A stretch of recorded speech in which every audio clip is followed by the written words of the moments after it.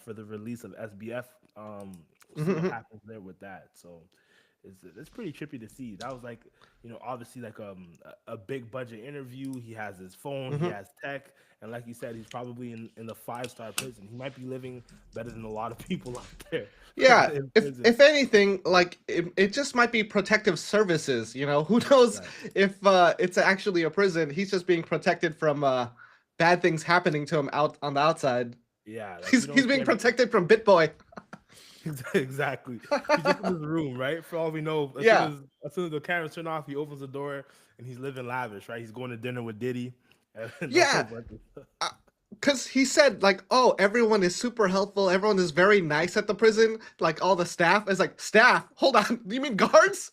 You Yeah, mean guards? Because people have guards and people have staff. You're living a different right. life if you have staff. He has staff. He has servers. He probably has Yeah. there's probably a cook there.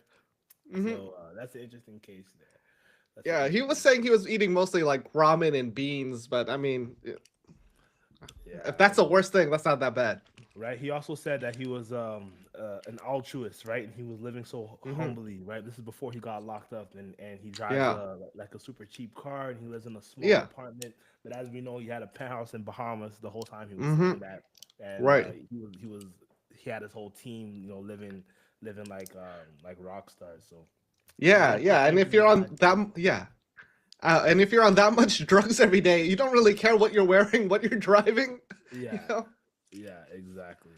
So I found that really, really interesting. But if we could actually move to this next topic, it's been, Yeah. I guess, a pretty busy time in crypto these last few weeks. There's been a lot of conferences going on.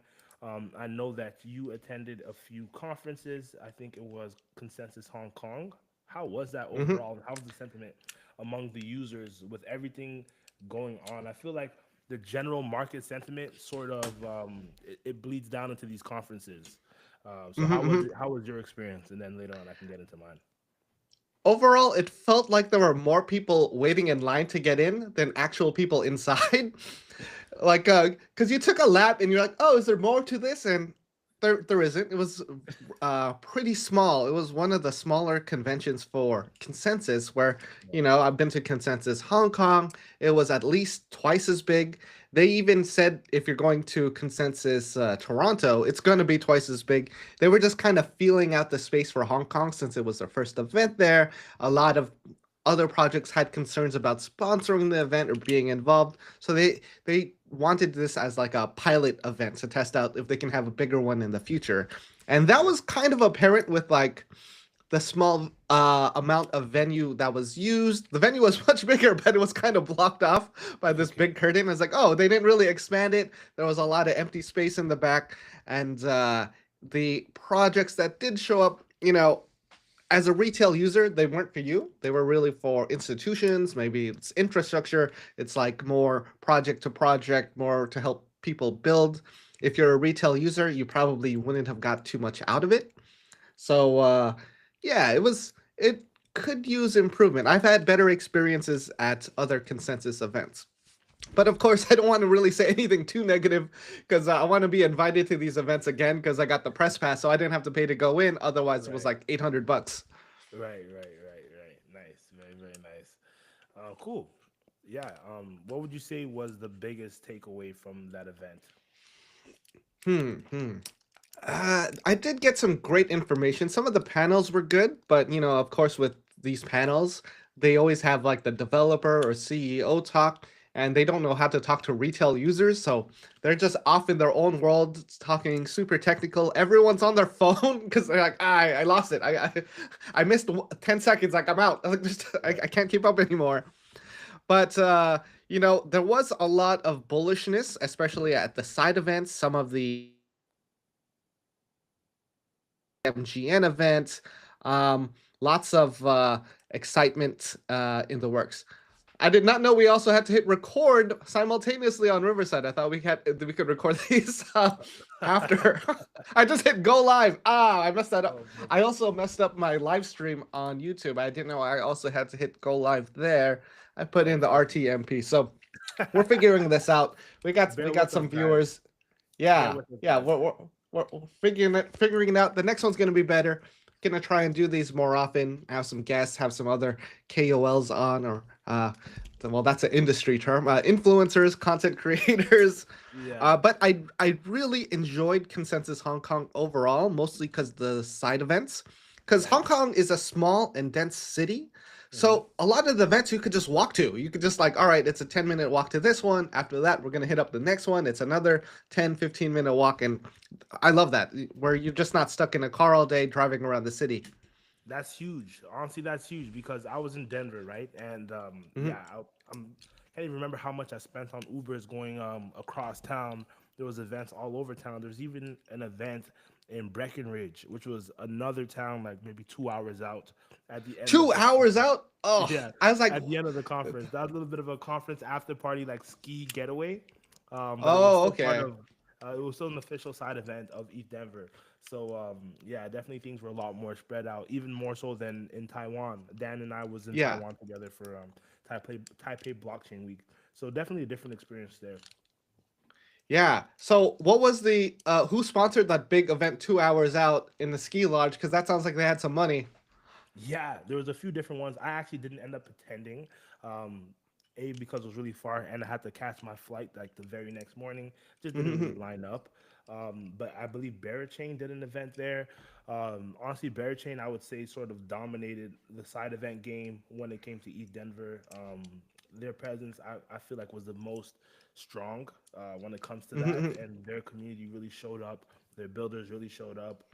They really put a lot into their side events, put a lot of money down clearly with all the amazing food, drinks, everything. The alcohol was flowing, and it was just a really good time with that. But I believe there was two different side events, one from Bear Chain, the other one I can't remember. But yeah, All right. Yeah, I've only heard good things about Berachain side events. I've never been in one because the lines Mhm. are always too long. Yeah. But that's a good thing. That's a good sign. The community is active. The community wants to be a part of their events.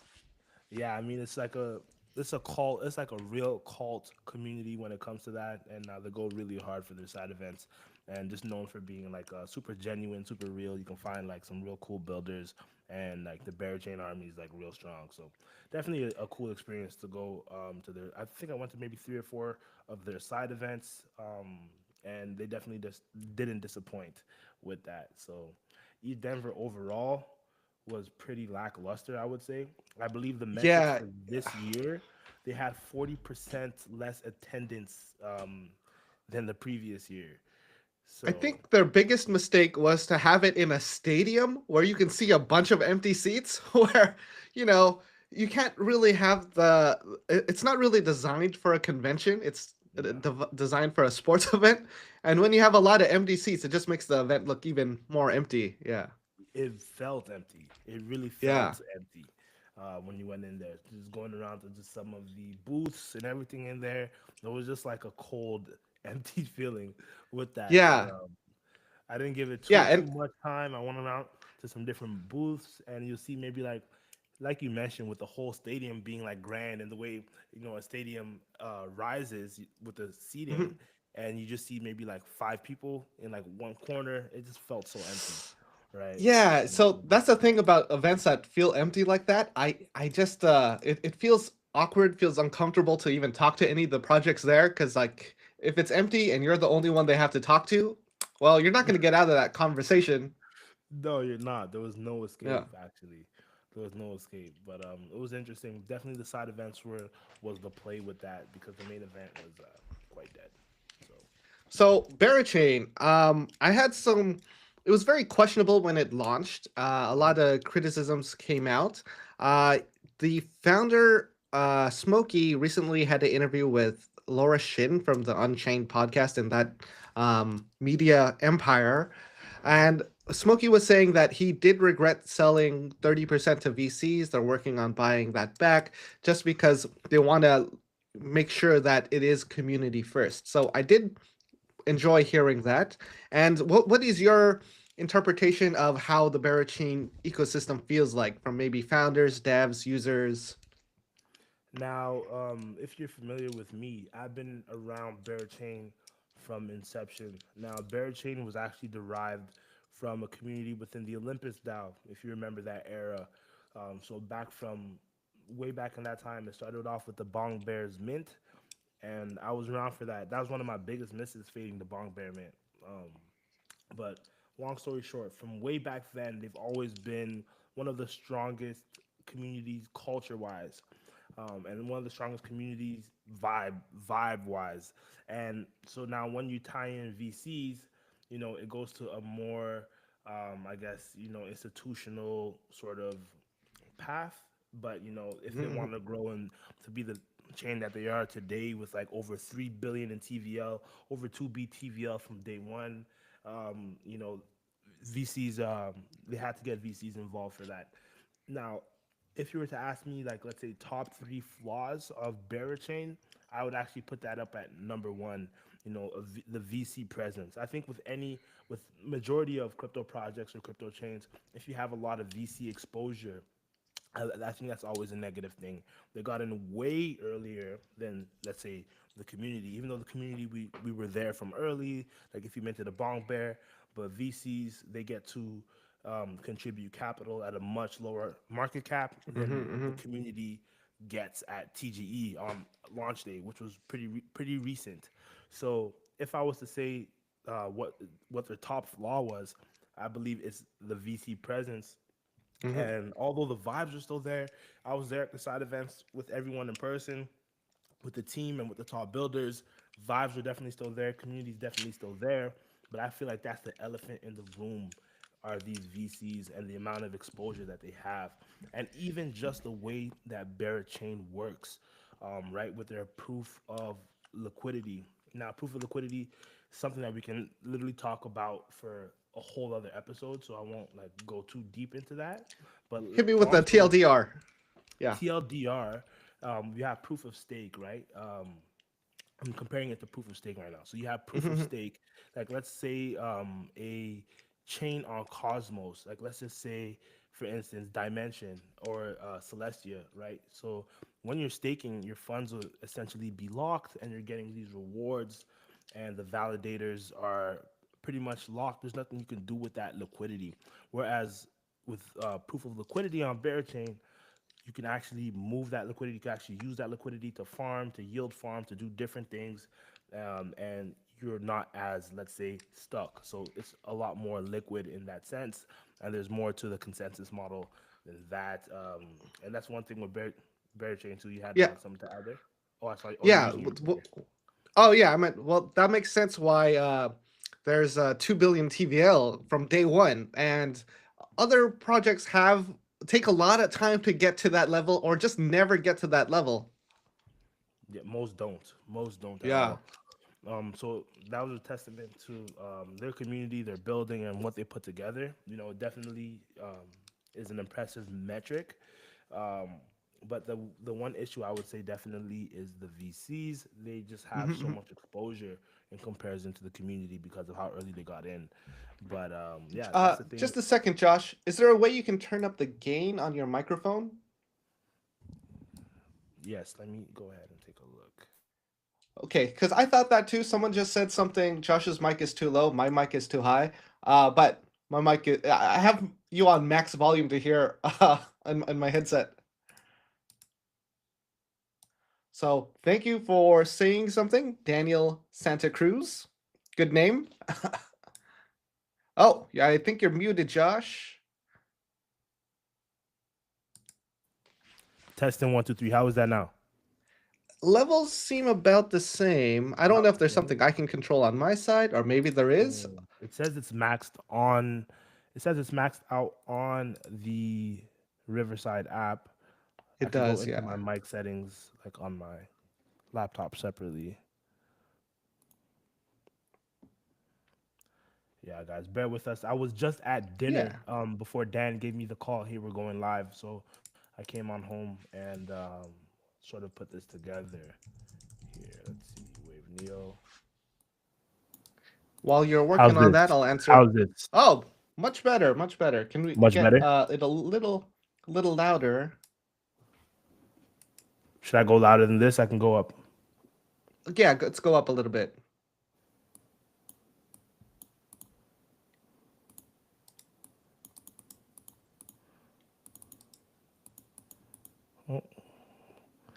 Testing one, two, three. Fantastic. Yeah. Good there. All right. We're back in it. We're back in it. All We're right, balancing all out. right, Thanks. all right, Thanks for all that, right. guys. Yeah. Pardon me, pardon me. All right. Okay, So we're you in were talking business. about Berachain. Yeah, Berachain, proof of liquidity. So they're taking on a novel consensus mechanism. Most chains are using proof of stake. As you know, like let's say for instance, Bitcoin uses proof of work, and Berachain has their proof of liquidity consensus mechanism. So that was the number one issue. I said top three issues with Berachain. Number one was the VC presence. Number two, I would say, is they caught I guess a lot of flack for being a fork of Evmos, which is a former Cosmos blockchain. And they said, naysayers were saying, hey, they're just a pure fork of Evmos. They just copied Evmos and sort of put on a different filter, but they're adding a lot more to that with the way, even with the way their consensus mechanism works.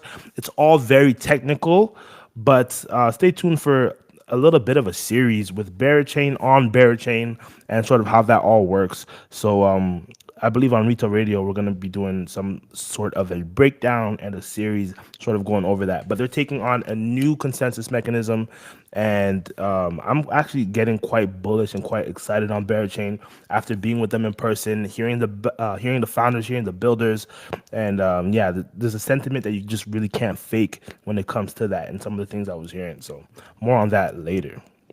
Yeah, they have the largest community. It's like once you're in Berachain, you onboard your friends into Berachain and you onboard your other friends. So it's giving a lot of the early Solana vibes in that sense. Yeah. What's exciting on Berachain? Like what are some of the applications that are coming out that people might want to be looking into? Yeah, 100%. I feel like it starts a lot of the time at the top. So you have infrared, which is their liquidity hub for doing a lot of farming. They have over 1.4 billion in TVL. So that kind of That speaks for itself. yeah, that holds like 80% of the TVL on Jane. That's crazy. Yeah, yeah, exactly. North Korea So right now, they're like, oh, yeah, let's check rubbing their that out. hands. Yeah, like, oh, what's that about? There's something there, Yeah. right? So one of the age-old sayings when it comes to business, finance, and investing is follow the money, right? So you Mm-hmm. see infrared finance, 1.4 billion in TVL.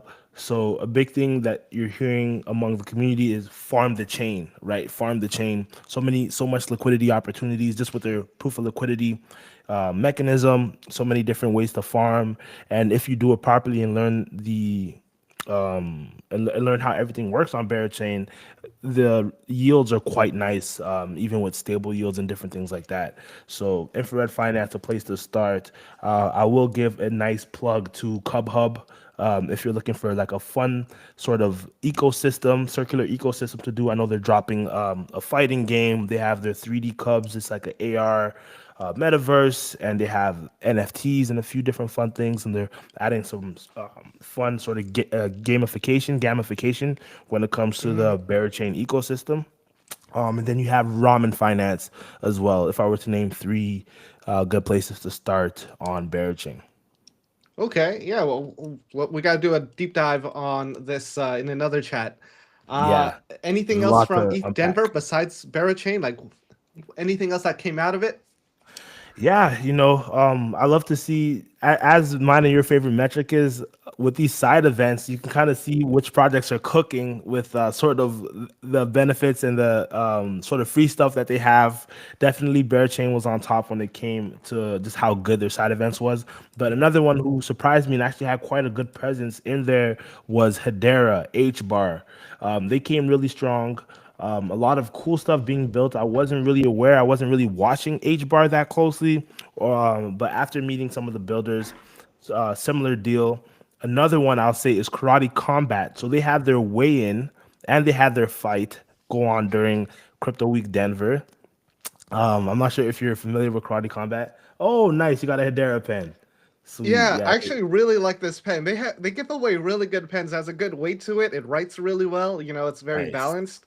I got this at Consensus Austin 2023, and yeah, it's my favorite pen. So, if you have good merch, people are gonna want to use it, and it's always like in the back of your mind when you see it. Yeah, no, I agree. I agree. And we definitely got to work on that here at Retail Dial. Hmm, hmm. We're having some merch, some hoodies and some t-shirts coming soon, so watch for that. But Karate Combat I thought was really dope. They had a huge turnout for their fight. It's UFC vibes. They have like sort of like a open octagon sort of thing. And this is real. This is a real fighting league on chain. Yeah. So I thought that was pretty cool. There was like a lot of excitement around that, a lot of buzz around that. So So I think yeah, Karate let me Combat had a just good presence. let me just ask you about the KOL fighting. What do you think about that? Where these content creators are boxing each other, and is the, what do you think about it? Just to start. Well, I guess that's sort of a trend in this sort of new age. When you think of just influencers in general having boxing matches, you think Jake Paul, Logan Paul, and then this is sort of the crypto version. A lot of the top KOLs now you see getting into fights. We have BitBoy versus Ansem, right? And we watched that one together actually. Honestly, I think it's fun. I think it's fun. I think it's interesting. Quite honestly, I like it. I guess it does bring a lot of attention. There's always money involved too. You see all Mhm, sorts of mhm. sponsors. How many sponsors did we see in the Bitboy Way Ansem too fight? many. Yeah, it was Way like a too many. joke. Yeah. It Literally. was, You remember that, so remember that one time where they just like rapid yeah, fired boom, like boom, boom, boom, boom, boom, 30. boom. Yeah. We should make that into a short. That's a great short. Literally. And then we should throw Literally. in fake sponsors and like guess how many of these were fake. It's like none. They were all real. That's insane. That's insane. So Yeah. big money around it. So of course, it's a marketing thing. They're sort of playing into what's trending right now. Yeah, but Um, it's so weird that you have like these rich companies, you have these rich people on top, and like here's two influencers, make them fight. You know, yeah, literally, that's how it is. That's it's a, how it is. yeah, like Um, you could apply this to like other traditional finance. Like, all right, we got Michael Saylor, top dog. We also got Warren Buffett, make them fight. yeah, I think it's fun, honestly. Yeah. I guess it's something that kind of can bring the community together, and it's just like a little bit of a fun thing. These guys aren't pro fighters by any means. You saw how they were in the fight. It Yeah. looked pretty brutal. Um, but yeah, honestly, that's something. If I was asked to do a crypto fight, I would accept that.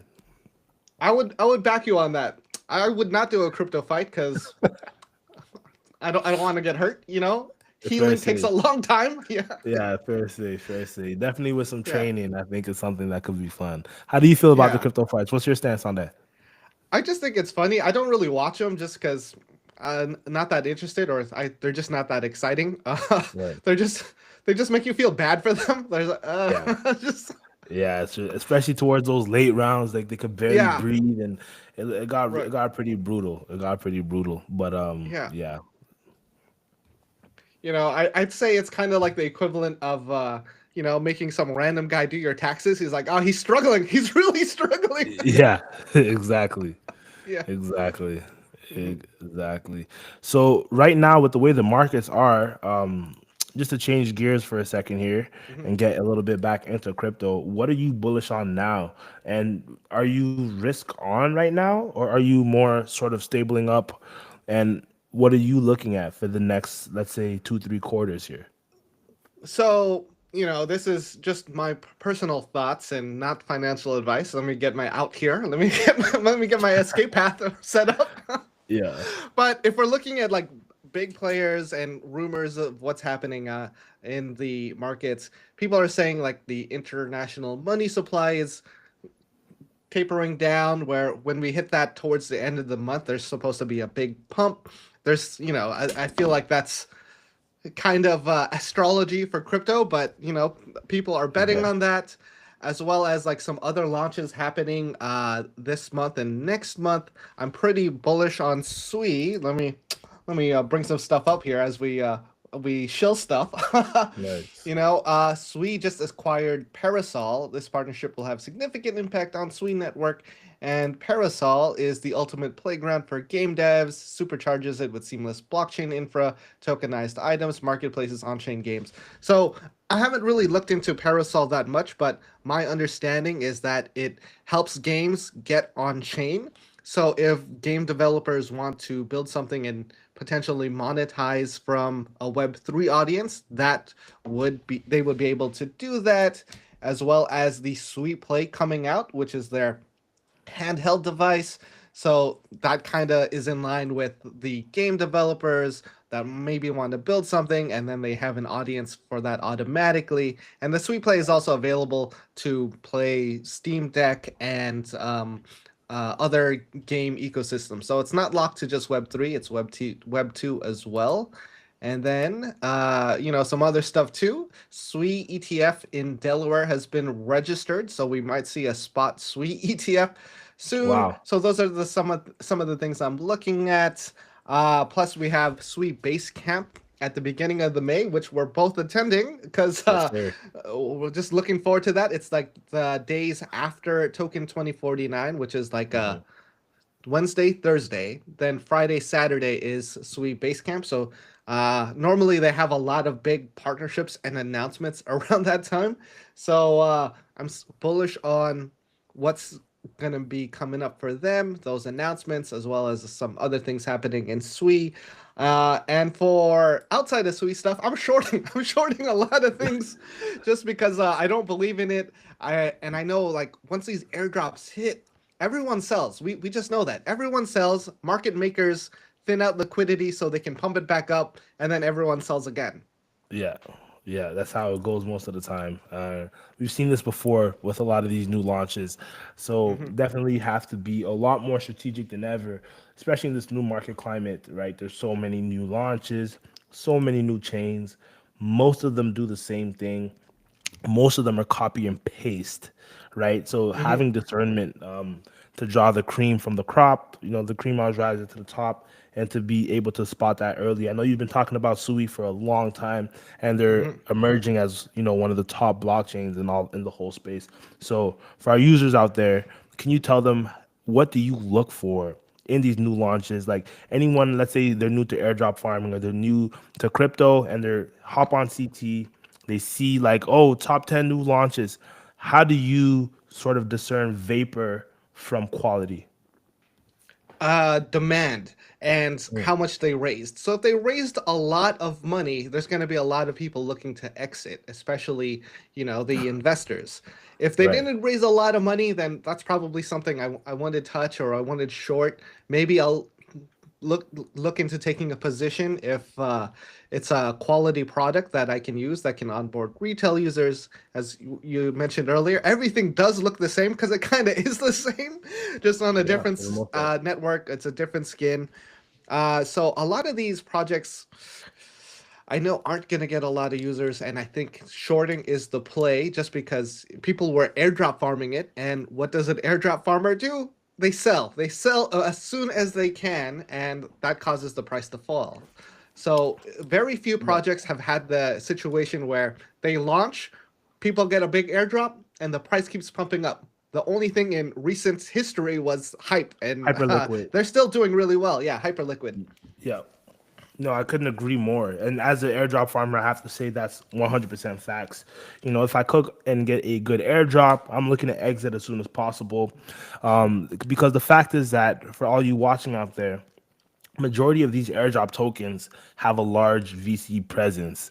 And these airdrops and these token launches are essentially a way for these VCs to recoup their funds or to even realize their profits and usually never look back, right? And Yeah. that's how it goes a lot of the time. So shorting, I like your stance and your strategy of shorting a lot of these new launches because it's pretty much the same rinse and repeat strategy. A lot of these VCs, Yeah. you'll see the same VC names on all these new token launches, Yeah. and they're just recycling their strategy. They're pulling 10x's, 100x's, even more, with huge amounts of capital, and they don't Yeah. care to decimate the chart to get their profits and to move on. They'll even short. They'll even open a short and then sell their bag spot and double dip in that way, sort of Yeah. making even more downward motion. So you can join them in shorting as they Yeah. do this.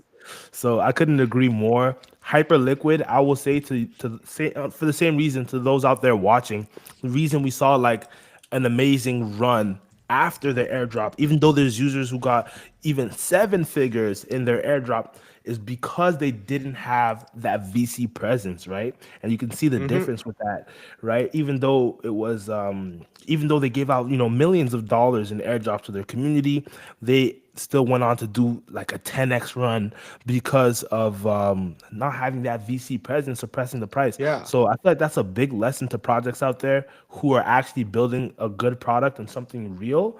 Um, if you're growing with the community, there's way more upside, in my opinion. If you're growing with the community, bringing the community on that wealth building journey, I think is a much better route. And if your project is really that good, you don't actually Yeah. need 80% to VCs and so on and so forth. What do you think about that?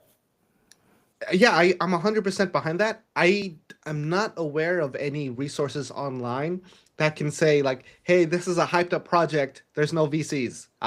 There's no like list of that. There are lists of the Right. other thing, like here's the top raises by other VCs and how much they've raised. Hmm. So love to find something like that. But I did hear an interesting point by one of the guys from Dragonfly Capital, Hasib. He said you should absolutely take VC money because if your project fails and you raise money from retail users, you're going to get sued. If you raise money from VCs, then just take the loss. So, from a Yeah. project standpoint, as a builder, I want to take money from a VC. But as an investor, I don't want to invest in something that has a VC. Yeah, no, that's actually a really good point. That's a really good point. So it's kind of a lose lose Hmm. in a few different ways, Yeah. right? Because yeah, if you do a large community raise and the project fails, you have a disgruntled community. You're Yeah. probably gonna receive threats, legal threats, or worse.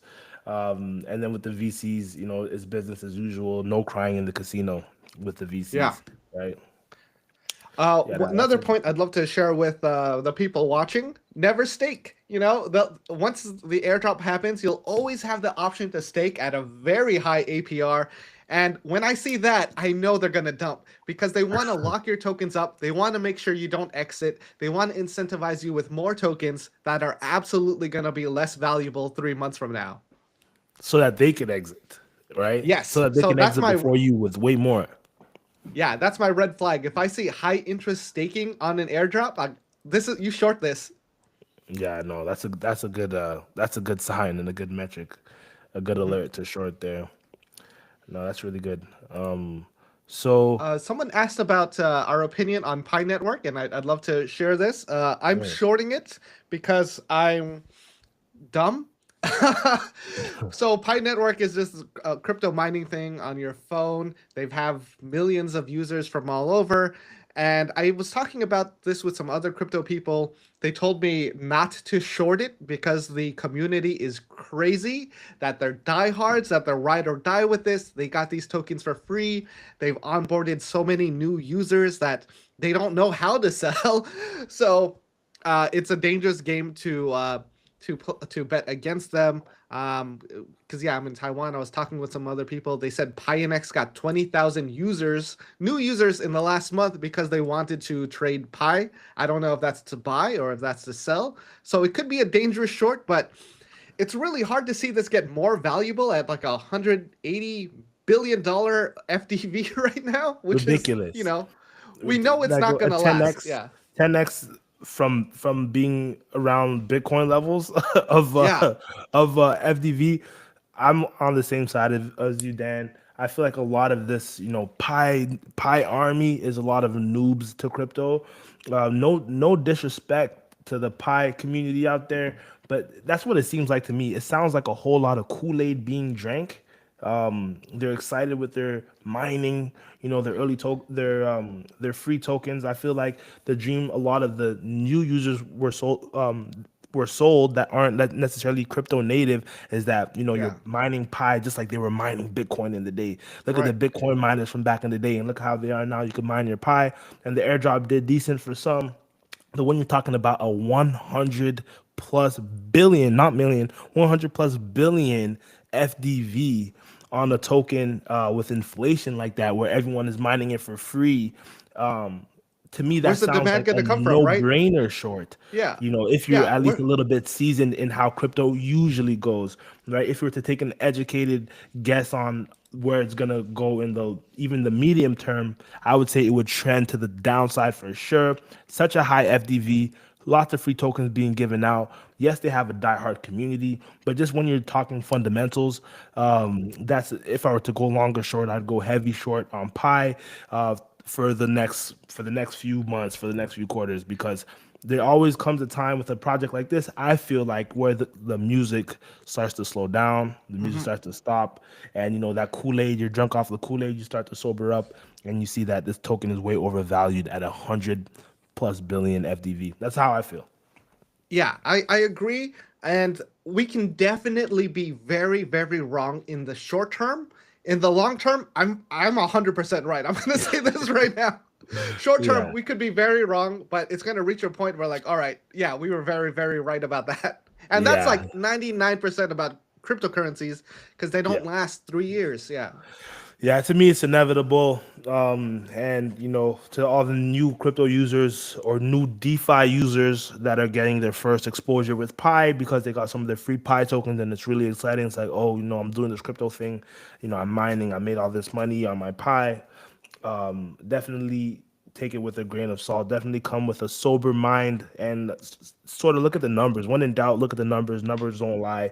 It's way overvalued when you compare it to a lot of other blockchains that are doing things. So I'm Yeah. bearish on Pi personally, and I haven't opened up a short yet, but I'm looking to short into the pumps on Pi. Good move. So they used an MLM strategy. I'm still not that familiar with Pi because I just don't really care that much. But I was talking to someone who was more familiar with it, and he was telling me why not to short, just because they have that diehard community, and to Hmm. build up that community, they use an MLM strategy where, like, hey, you refer two people, you get a commission of what they make. They refer two people, you're on top, you're still getting some of that commission. So they use the pyramid of Pyramid scheme. power to yes to uh, Yeah, to bring in more users. that tells me everything I need to know already, and that Hmm. sounds like House of Cards. Yeah. Don't come for me, Pi Army. Don't come for me, Pi Army. But it sounds to me like a House of Cards. There comes to a point where the music is going to stop. Does that mean people aren't going to make money, especially in this short term? No, there's definitely people who've made Mhm. money and are going to make money. That's sort of how that pyramid scheme thing starts to work. But there comes a time where the house of cards comes falling down, and I think it's a matter of time for Pi Network. Is my prediction. Mhm. So if you can exit, take a little off. Take like 10% if you can. And Hmm. if we were wrong, then it's only a 10% loss. If we were right, it's a 10% gain. Yeah. Yeah, what I would do is be shaving profits off the table Hmm. regularly if I was like that in Pi. Hmm. Let's say so. That's what I got. Kind of lost steam after that because I went all in on thinking about Pi and shorting it. Yeah. Oh, there was a Berachain scavenger hunt in Denver. Did you partake in that? Oh, by Berachain. I don't know. Berachain had a scavenger Oh, hunt as well. I know sorry. I another thought you, project had it was a my scavenger hunt. mistake. It was a scavenger hunt. Yeah. It was what was that? Starknet. Starknet did a scavenger hunt. Starknet. They Oh, partnered with another. hold on. Yeah. Hold on. Was the scavenger hunt to look for their users? That Had to was do a that good part. one, literally. And honestly, there wasn't even a lot of participants. So I was like, let me go ahead and get involved. I didn't actually Not go ahead. surprising. You said not a Yeah. lot of So participants. yeah, literally, there was not many participants. I was like, Hold on, Yeah. if I lock in with the scavenger hunt, maybe I could win the top prize. I believe it was 10,000 US. I'm like, okay, that's interesting. So it feels Yeah. like they're doing a hail mary to sort of bring in users. Like, hey, look at us. Yeah. Nobody really cared. Like, I showed up to the event and I saw like some of the tasks you had to do, and there was no one participating. And I asked around, I was like, "Hey, have you heard of the scavenger hunt? Is anyone doing the scavenger hunt?" And people were confused. Scavenger hunt, like what? I So they're thought it like was maybe be like Starknet. a So big, it's Starknet. like Starknet, and so I didn't hear any buzz on it. I didn't see anyone doing it. And yeah, I didn't end up participating. There was other side events going on, just kind of more important things going on. So I ended Mhm. up fading it. But I thought that was an interesting play with the right crowd, maybe that could have worked out, but I don't think that was too effective for them. I'm sure there was like one user that got 10,000. Like, all right, I was the only Yeah. guy. Yeah, I did Yeah. part of this scavenger hunt. Yeah, yeah. And then the way it worked actually in practice apparently wasn't so binary as for like you win and you lose.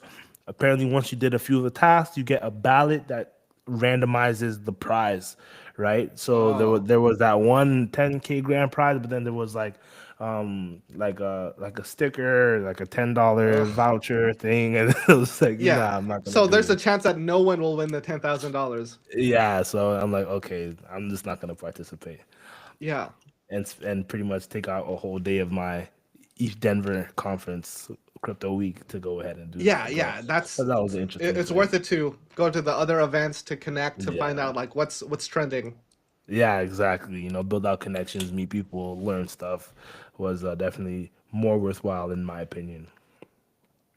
Yeah. So, yeah, I met a lot of interesting people at Consensus Hong Kong. It was very productive. Got a lot of interviews coming out on the Retail DAO YouTube channel. We're going That's to be dope. posting a lot more. So excited to publish that. I thought it was really funny. There's two interviews that kind of went bad. So we Okay. interviewed Pith. So Pith is this Oh, um, on-chain data Oracle. oracle that you get data from online and offline sources for the blockchain. So if you want to know what happened to the price of Bitcoin, Pith brings that to a decentralized application or something, right? Hmm. So recently they've had some drama about their Coinbase BTC pricing, where some people are getting liquidated because it's not providing the right data. So I saw that and I was like, oh, like I don't know if that's a thing or not, or if you've heard anything. No, I haven't heard anything. I know they had a lot of hype. That's news to me. Hmm. That's news to me. So wait, you said the interview kind of went bad. Did you No, the sort interview of went strike a well, nerve? but then I was like, Okay. oh, then I was like, oh, maybe they're not as reliable if users are getting liquidated on applications that are getting the wrong price using Pith. Oh no, that's crazy. I Yeah. think that's a huge issue, and that actually reminds me of a connect that I made during ETH Denver. There's also another pricing oracle named Teller, who's apparently been around about as long as Chainlink, just doesn't have as much notoriety. And I asked them about why would anyone go with you over some of these bigger names like Piff, like Chainlink, and they're like, oh well, because our data is actually accurate. They were talking about Piff. Piff, they said Piff just pretty much says, here's what it is, because they said is what it is. Whereas Teller would have, direct lines of connection with that pricing data, getting direct feeds from those assets through, official sources. Whereas Piff actually like says like, hey, this is what it is, rather than that. So I thought that was interesting. And now hearing you say that, um, putting two and two together, that's it sounds a little Yeah, bit that makes sense now. sketchy. Yeah. So fair criticism, because when Yeah, things it go sounds like. wrong, they are expensive. Yeah, so I'm wondering, like, do you think I know it's an on-chain thing and to some degree decentralized, but essentially, do you think users could try and come after Pith for, let's say they lost a huge amount on leverage and they said, hey, they said this is what the price was, and I made my decisions based on that, and I got liquidated. Do you think users can now come for Pith and seeking I mean, damages? they could try, but I don't think they're gonna get anything out of them, because it's like if they don't want to repay people, that's just not gonna happen. It's just, yeah, no crying in the casino. Yeah. No crying at the casino, man. No crying at the casino. That's the name of the game in Yeah. crypto.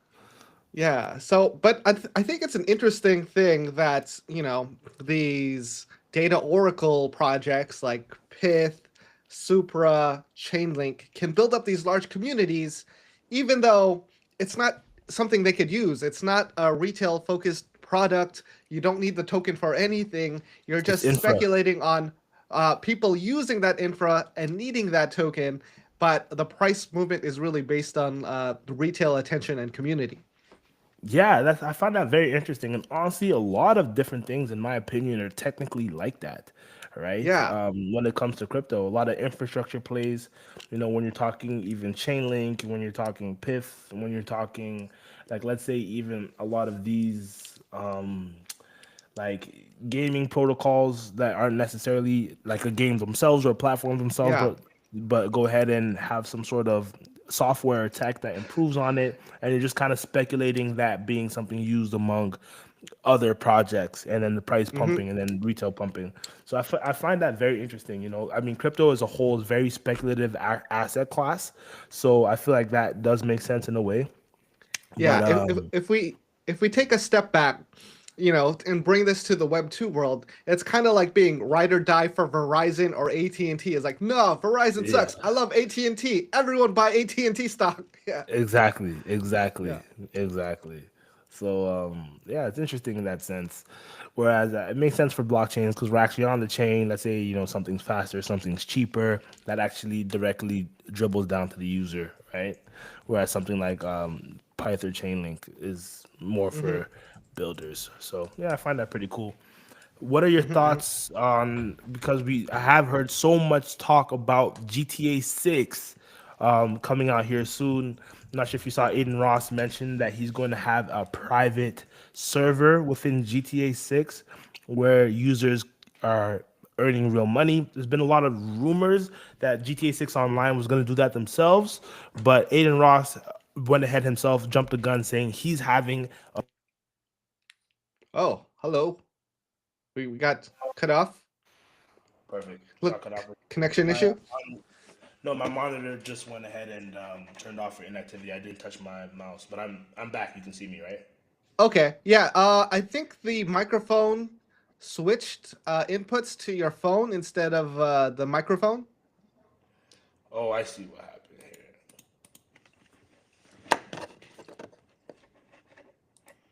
So while you get that set up, I'll just talk about it. I did not know about this GTA 6 thing and private server. And you mentioned Aiden Ross and people being able to earn rewards.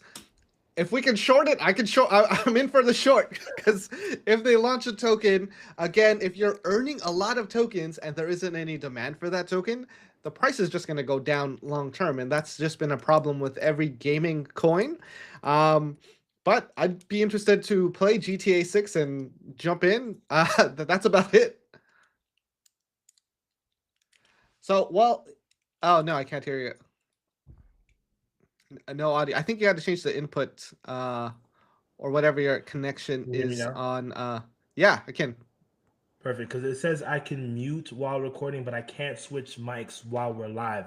So when my monitor turned off, it switched from my mic to, for some reason, my phone mic, so it's remotely connected for some reason. So Oh, weird. yeah, which is weird. I guess it's just something, some sort of limit with OBS. And same thing with the Oh, camera. I tried to switch to my actual camera. Sorry guys that we have this weak yeah. camera with the glare, but yeah, we'll run with it. So back on No, our no. point, Leave. Hop back in. We'll get the leave higher hop back quality in. audio. Yeah, Perfect. the quality's a little low. All right, we got rid of him. Now it's just Dan, guys. All right, he'll be back in a moment. Someone mentioned anyone testing out Monad. Now, their testnet has been pretty active. It could be all bots. It could be all farmers. We posted something on the retail DAO X account where someone is using AI on a bunch of different phones to farm airdrops, and that could be the situation in the Monad testnet because everyone's using AI, and you can do that now to farm airdrops. So there might be less hype than it seems happening in the testnet. So we'll have to see what happens and what people are actually building there that's real users enjoy. And we won't find that out until the mainnet happens, because on the mainnet you actually have to pay for gas fees, and it's going to be less lucrative for airdrop farmers to run bots on, especially if they're not getting rewarded for it. So we'll see what happens. I don't know if I want to short Monad yet. I have to test it out. I have to see what's going on there before I make a decision about that. Welcome back. Thank you, thank you. How am I sounding now? Fantastic. It was Back in the worth it. game? Yeah. Perfect. All right, all right. Cool. So yeah, where was I? I was excited to get into that one. GTA 6, right? Yes. There was a lot of speculation that they would actually have a token economy for GTA Online with a tradable token. None of this is actually confirmed by Rockstar, but what is known is that the Rockstar founder, which is the studio behind GTA 6 and a bunch of other amazing video games, is actually a Bitcoin and crypto maxi. He loves crypto Okay. and sort of teases different things. Apparently, he got involved in a few different projects quietly as an angel. Again, unconfirmed. Projects like Portal talked about Rockstar personnel being involved, but Aiden Ross is actually went ahead before any sort of announcements or anything and announced that he himself is having a private server with his own sort of token economy or a paid economy where you can go ahead and cash out the money that you make from different heists and missions and maybe robberies that you do on other players and different things. But the catch is if you die in the game, you lose everything that you built up. But he's gonna have a cash out mechanism and of course a huge gamification with that and the token economy. What are your thoughts on that? I think that is a very interesting use case. Obviously, the money has to come in from somewhere. So Hmm. maybe that money is pay to play, where, all right, you want to try to beat other people want to try and beat you. You have to put in like 10 USD to participate. Hmm. That could work. And, it's just a battle arena style. If that does work, that is definitely going to onboard a lot of users and should get a lot of attention, even for a lot of replay value in the sense of online content surrounding it. It can get crazy, I think. And there's already a lot of speculation that GTA 6, if they do this, will finally spark a real GameFi season and bring tons Hmm. of attention into the GameFi space, which is something that I've been semi bearish on for the last few years, but not bearish on for the long term. I think it's just not time yet. Do you think we can see a catalyst that finally brings GameFi to where it needs to be if we see this happen? Absolutely, because if we're looking at the people who play these games, there might be a little more tech savvy. They might be a little bit more willing to try out crypto, where it is the right demographic to bring in. So I think crypto bringing in these users would be good for the entire ecosystem. You set up a wallet, maybe you start getting into a little bit of DeFi, little testnet stuff.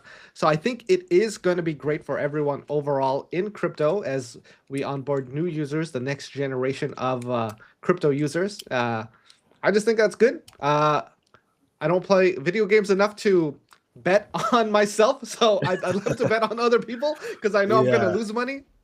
yeah, fair to say. I mean, I grew up playing GTA. I didn't play a lot of GTA 5 online. I know that had like a Yeah. huge community. It's like almost like technically a metaverse in of itself. But I think this could be interesting and I think it could be cool for stuff like content and stuff like that.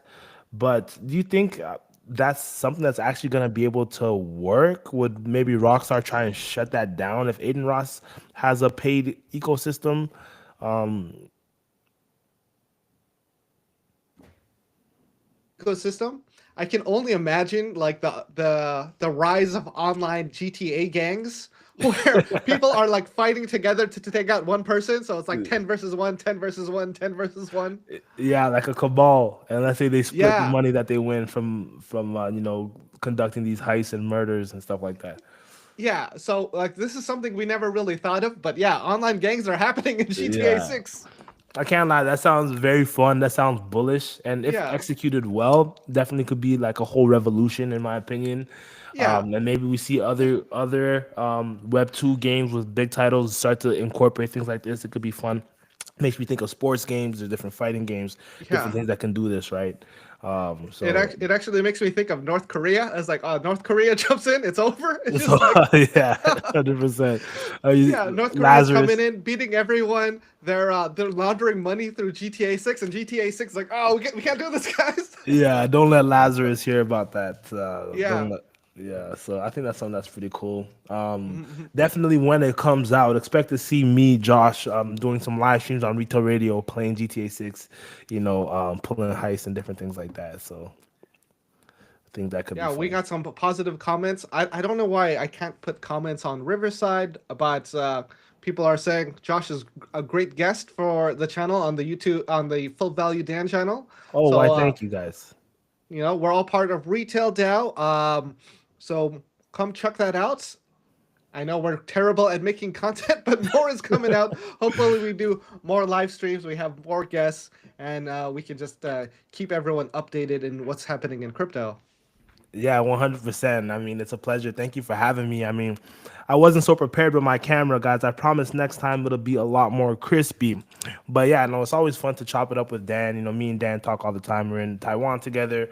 We're gonna be in Dubai together in a few weeks here, and we're gonna have a lot of fun content coming out for you guys. So definitely stay tuned for that, and stay tuned to Retail Radio. Yeah, a lot of interviews, a lot of maybe like deep dives on different ecosystem. I know Josh is big on Berachain. I'm big on Sui. We got other people in retail DAO that are big on maybe Hyperliquid, maybe Monad, maybe some of the other things coming out. So yeah, if there's something you're looking for specifically, let us know. And yeah, that'd be a great retail radio. We'll try to do an episode dedicated to certain blockchains that you're looking into. Even Cardano or XRP, because I'm also curious what's happening there. Count me out for those. I'm Yeah, just kidding. I'm just kidding. uh, yeah. I'm open to like figuring out what I'm missing out on. Like all right, some people hate it, some people love it. I want to understand why people hate it or love it. Yeah, I mean, fair to say, fair to say. I am watching Monad. There's been a lot of early hype with Monad and just parallelized EVMs, parallelized blockchains. I think Monad probably has the most hype of any pre-launch parallelized effort. So I'm definitely watching that closely. There could be a good airdrop there, and maybe we're gonna do some stuff for that on retail radio. So definitely stay tuned. All right. Well, this has been an hour. I think this is our limit and your Yeah, limit too. So 100%. we can do this a little more regularly, and that was great. Any closing thoughts? Yeah, closing thoughts I'll definitely say is stay tuned, like I said, to Retail Dial. We're gonna have a lot of fun things coming out. If you want more, if you're looking for more Josh content, I am on King Capital, my new channel starting up as well. Coincider, of course, Full Value Dan, and we just have a lot of fun stuff and a lot of value packed that we're planning for our community. So I definitely have to plug that real quick before I slide out. Yeah, absolutely. Check them out. We'll tag them in the Retail DAO X. We're gonna have some clips of this, and more socials to come. I know it sounds like he's a guest on my channel, but that's just where some of the chat is happening, and I can see it on my YouTube. But we're also live streaming on the X socials for Retail DAO, Oh, and more perfect. soon. But uh, obviously, we have to build up the account stats because I know you couldn't stream on yours because the age of the account is still too young. Yeah. Or I had the same thing on Facebook and LinkedIn, so I'm like, all right, we can't really stream everywhere, but you can Yeah. post content everywhere. Yeah, 100%, 100%. And in a little bit, I'll be able to stream on my channel too. So gonna try to be doing those at least a few times a week over at King Capital as well. Also, King Capital TikTok. Have you ever dabbled with TikTok streaming?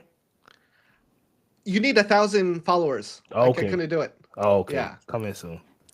Yeah, Cool, coming cool. soon. Follow me on TikTok when I start making TikTok videos today, because I learned how to record vertical and horizontal videos at the same time. So that's gonna save a lot of time. That's so handy. All right, thanks, and thanks to everyone for hanging out. And we'll catch you again maybe next week or sooner. All right, Yes, bye. indeed. Until next time. Peace. Take care.